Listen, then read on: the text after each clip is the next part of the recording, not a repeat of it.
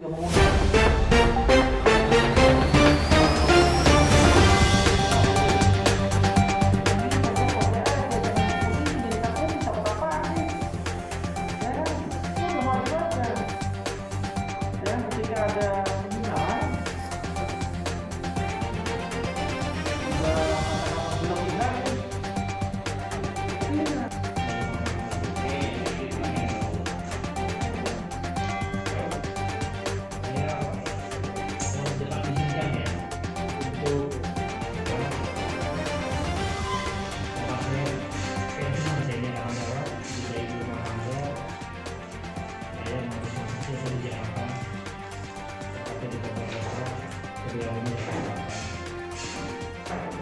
saya berasal dari Kota Medan, memang bukan Medan, namun tidak Sungai.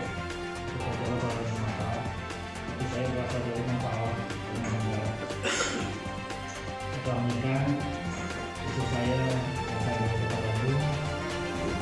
Saya menuju lagi. Saya berhome base di Kota Bandung.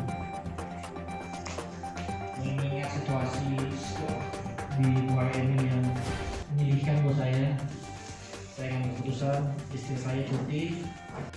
Istri saya itu basically itu adalah ahli fisikal tekstil, jadi kaitan dengan masalah audit, uji mutu terkait dengan masalah tekstil, masuk APD itu istri saya yang punya, karena semua itu diuji di sana. Kemudian masa kecil saya banyak dihabiskan di Jakarta.